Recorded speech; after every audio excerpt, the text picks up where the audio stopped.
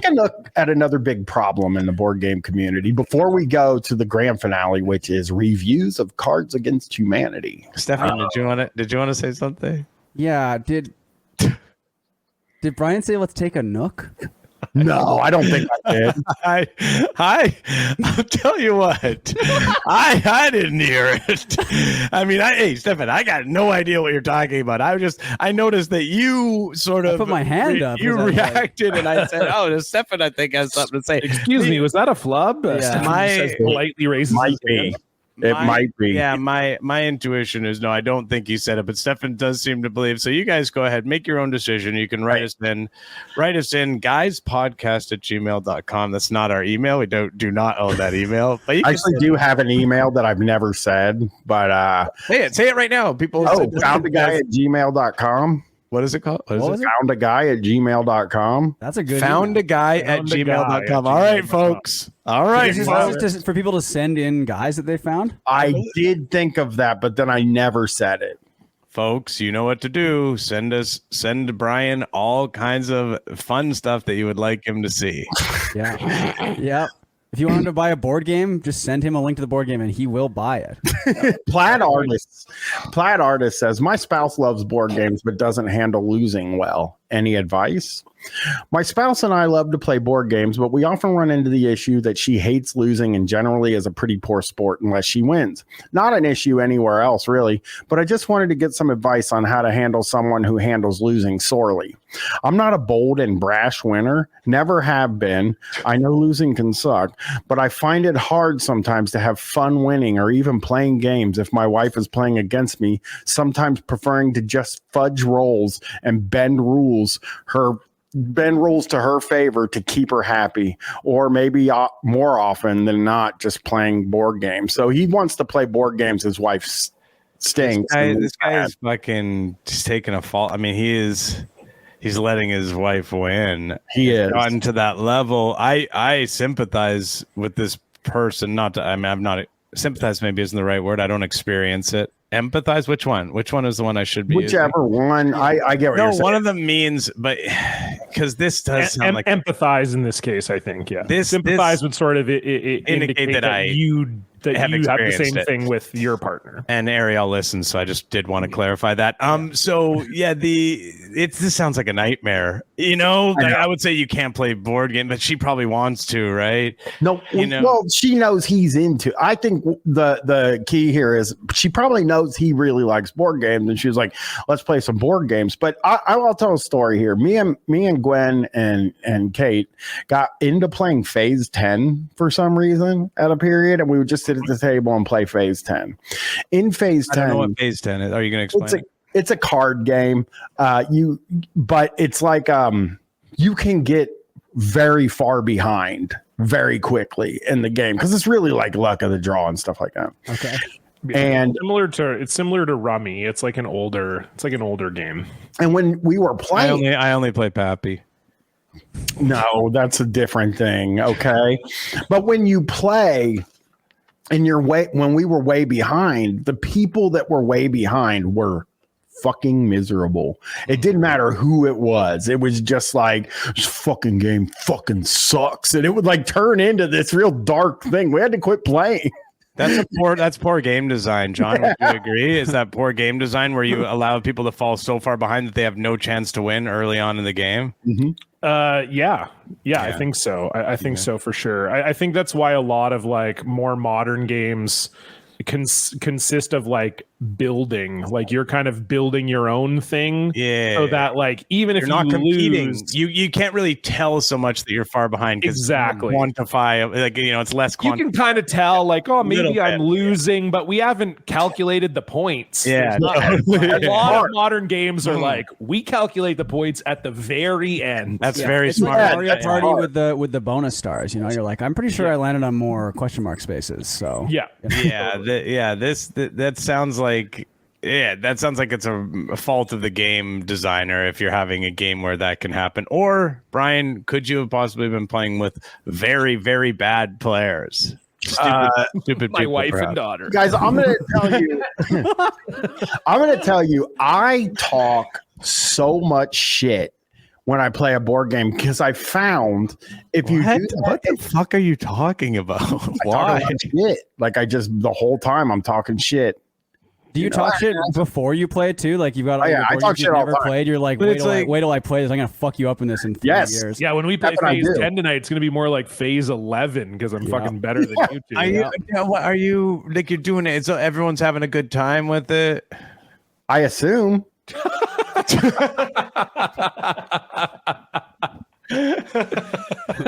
I do it for a reason. I do it because when you beat me, it feels really good. And then if I win, it also feels really good for me. Like they get to feel really good if they win.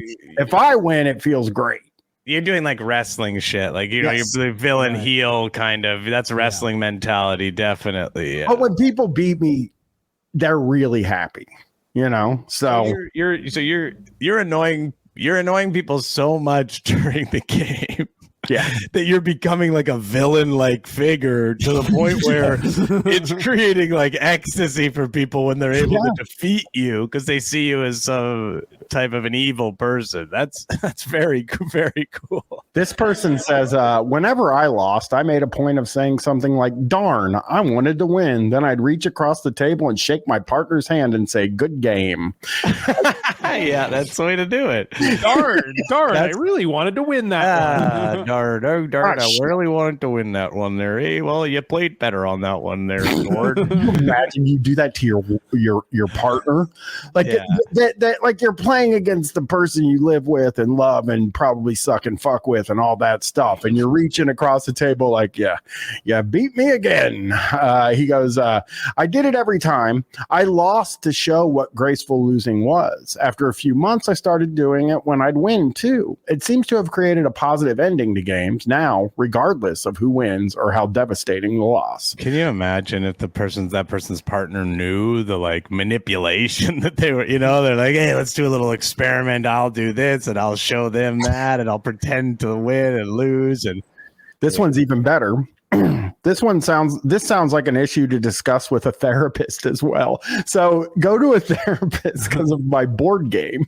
I mean, no, but kind of it does sound like probably somebody who has a lot of trouble losing at a board game. If it becomes like a serious thing where it's like troublesome for other people and you're an adult, I think, you know, I'm not a big like, hey, everyone go to therapy. I think it's good. I go, but I think that might be it. And, you know, that might indicate you should maybe talk to somebody if you're allowing yourself to get that angry over something like that. No, I don't think so. It's a okay, fair game, enough. and you don't have to play the game, you know. And like the thing is, listen, if you're angry, fine.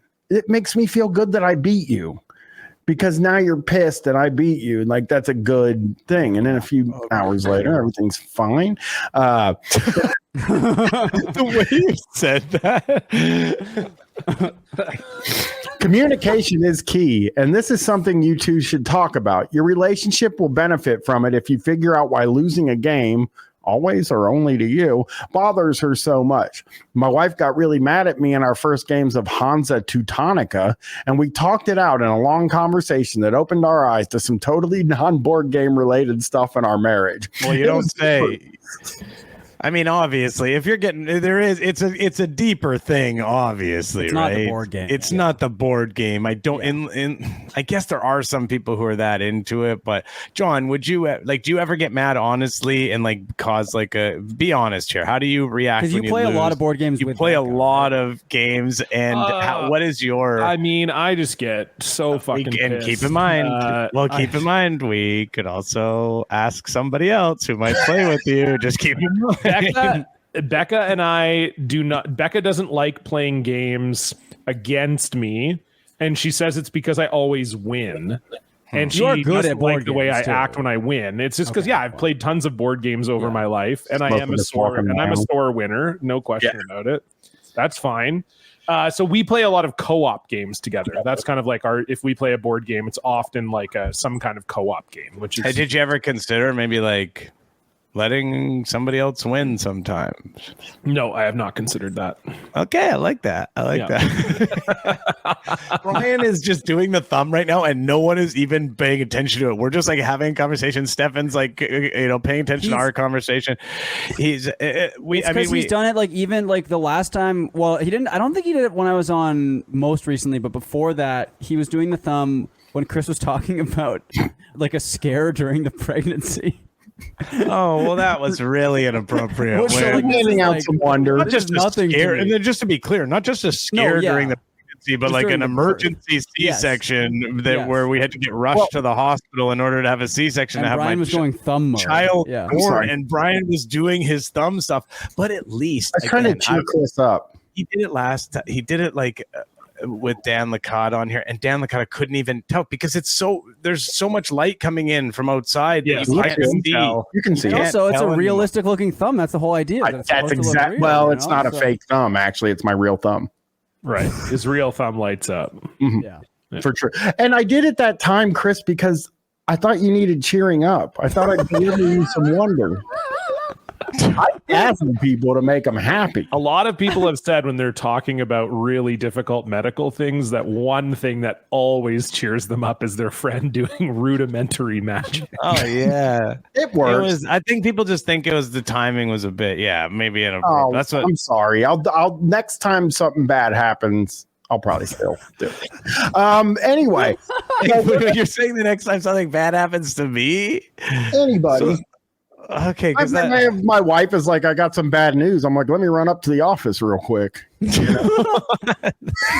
start pulling a bunch of scarves out of your mouth. Yeah. Oh, buddy, I wish you would fucking do something that advanced. I wish he would. Like, can some people please send him real?